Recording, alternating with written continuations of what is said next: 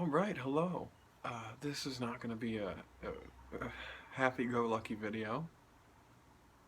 The guy that I had been seeing for 4 weeks, who I considered my boyfriend, this past week, which would have been the 5th week that we were together, um, just started avoiding me. So let me start at the beginning. Because many of you may not even know that I was seeing somebody. 5 weeks ago now, I met this guy named Nick, and we went to a diner and we had dinner and we had a really good time. And later on that night, he messaged me because he felt that the date had ended abruptly, and it kind of had. I have some sexual insecurities. I'm just going to leave it at that. I don't need to divulge what those are. And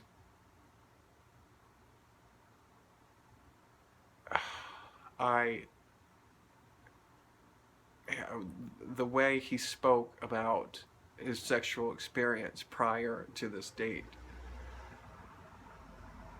was very unnerving. He was just very experienced, and there's nothing wrong with that. And so to me, that's like, I can't even go there. Like, he's probably had all of these amazing sexual experiences, and then he's gonna get in bed with me, and like, there's no fucking point. I'm not gonna even embarrass myself. So he messaged me that night to ask if I wanted to hang out again. And I said, I've deleted all the messages that he sent me. That's what you do, I guess, when you break up with someone. So I'll have to paraphrase. He said, would you like to hang out again? And I said, I don't know. I don't think I'm a good fit for you. And so we chatted more, and he thought that I was trying to, like, let him down gently, I guess, but I wasn't, because I'm really insecure. So eventually I was like, I have nothing to lose here. Like, he'll either read what I'm about to say and be like, okay, no, I don't want anything to do with that. Thank you for telling me. Best of luck. Or he just won't say anything at all, or he'll be like, okay, sure. I think we can work through that. And he said, okay, sure, I think we can work through that. And I...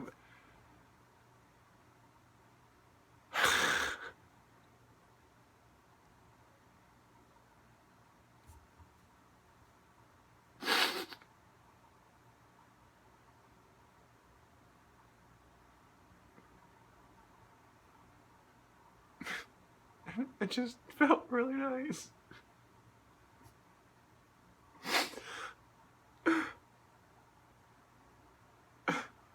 To know that somebody didn't care. It wasn't a big deal.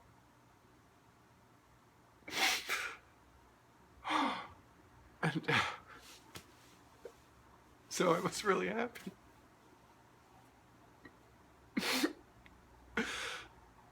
So we met the next day, and we had a great time.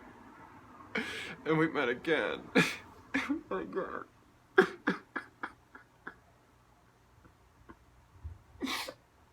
And the entire time, it was just telling me how amazing I was. And I believed him, and it was amazing, because no man has ever said anything to me like that before.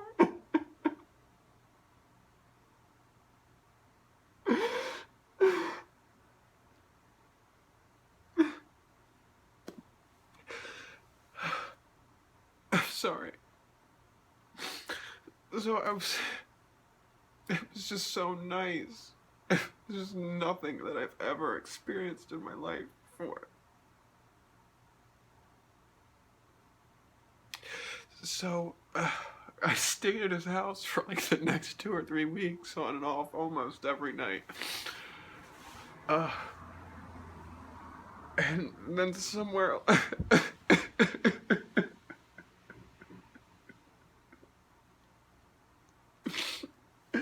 somewhere along the line, something happened. I don't know what happened. I guess he just got tired of me, but I didn't see it coming because he told me that. He literally said that I was the person he was going to spend the rest of his life with. And I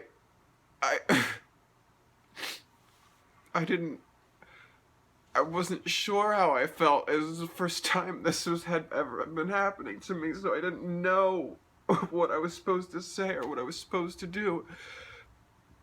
So I just tried my best to relay my feelings in a way that wouldn't offend him and would let him know that I don't know how this works, but like I want to try to make it work if I can't, like I want to give it time. At least that's what I thought I was doing. I'm sorry. I knew this guy for 4 weeks. I don't know why I'm so upset. But I don't know what happened. I guess he just got tired of me, or my insecurities were too overwhelming, and he just, a week ago, I went with him to his cousin's house, and we just sat around and watched TV and chatted, and on the drive home, I don't remember who said it first, but someone said, "Are you going to stay the night?" Or if it was me, "Can I stay the night?" And then I said, it's not a big deal, because I knew he hadn't been feeling well, because I hadn't been feeling well the week before. He's like, "Yeah, no, I'm just like, I'm not feeling well. I think it's better if I just sleep alone tonight." I was like, okay. It felt kind of strange, but I was like, okay, I totally understand that. The week before, I went home and I slept by myself because I felt absolutely horrible.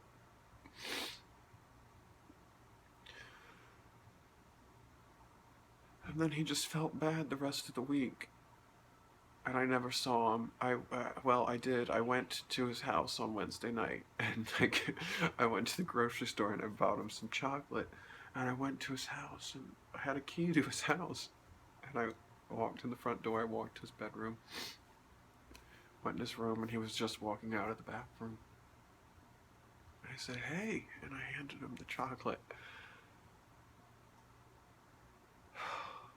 And I was like, "How are you?" He's like, "I'm okay, I'm tired, I think I'm gonna go to bed." That was it. And I sat there for a second, and I was like, okay, hope you feel better. I think I hugged him, and then I turned around and walked out.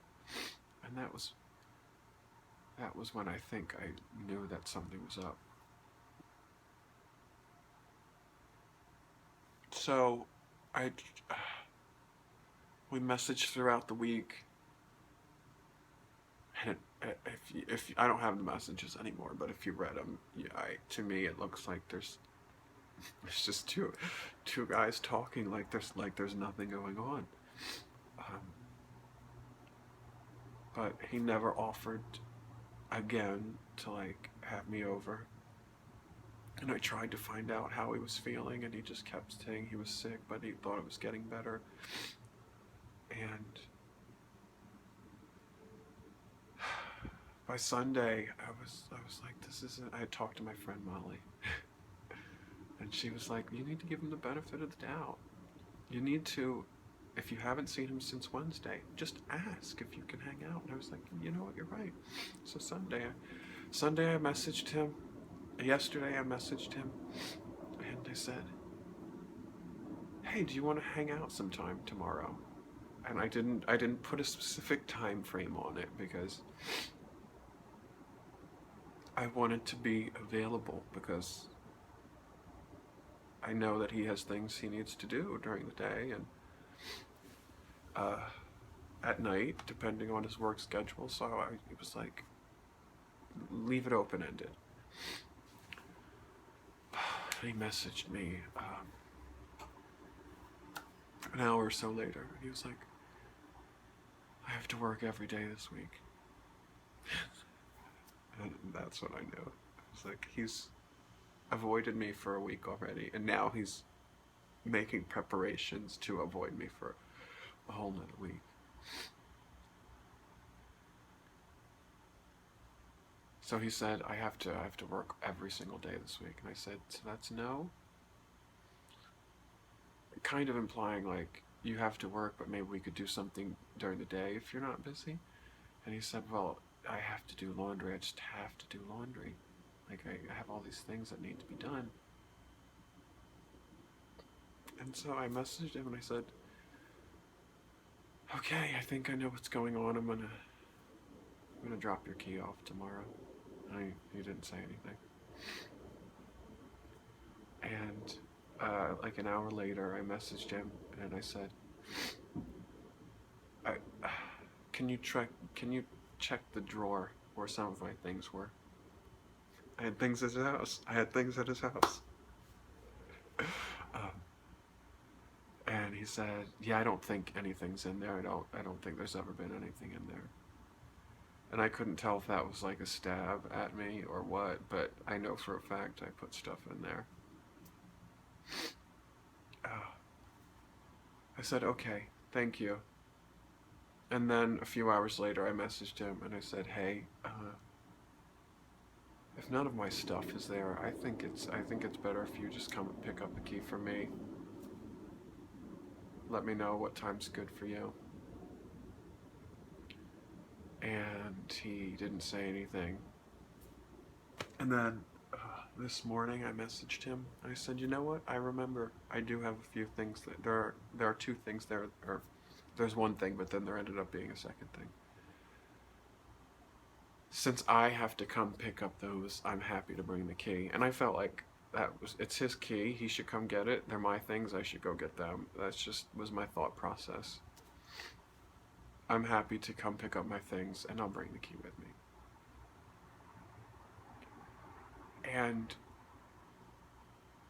he didn't say anything. So I messaged his roommate and I said, hey, Nick's not talking to me anymore. Is there any way I could drop this key off to you at work or something? Because I just don't want it anymore. Like, something could happen and I don't want any kind of drama or just any shit to happen while I have this key. She never responded, but I think she told him that I messaged her. And so he messaged me about an hour ago and he said, yeah, basically he said, yeah, I have your things here. And I said, are you going to be there? Can I come pick them up now? And he's like, yeah. So, okay. Story's almost over, I promise. I drove to his house. I knocked on the door. No one answered. I didn't want to go in the house. I just didn't want to be in that situation. I was at the point where I was ready for it to be over, having lived in my head for a week thinking about him breaking up with me, and whether this was not, at this point in time, I was kind of done with it. So I didn't want to go in the house. I didn't really want to see him, but I didn't want this key. I don't want that responsibility. Knocked on the door, he didn't answer. I ran back to my car and texted him, said I'm here. He said I'm in my bedroom, meaning I have to unlock the door, I have to go in the house, and I have to go to his bedroom. So I did that. I knocked on his door and he opened the door. And I if I remember correctly, he said, hey, how are you? I said, I'm good, and I handed him the key, and he handed me a glass jar of salt water, because I'd been sick a few weeks before. And I asked him for a few other things. And he got him and he gave him to me and he went to hug me and I just said, I'll see you around, and turned around and left. Um, Maybe that was immature, but I honestly feel like I've handled the situation as maturely as possible. Um,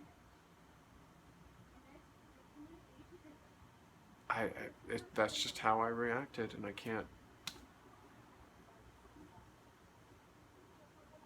can't change it now.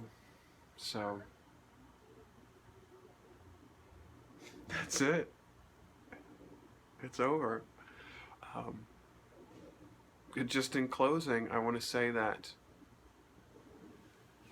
if I am ever that person that was in his situation, that is unhappy or tired or whatever happened, and I still don't know what happened, but if I'm ever that person, I'm not. I will never do this to someone. And I know it's silly for me to say because I only knew him for 4 weeks, but I'm here crying.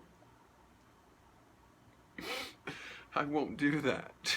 I will address them face to face and be like, I need you to know something.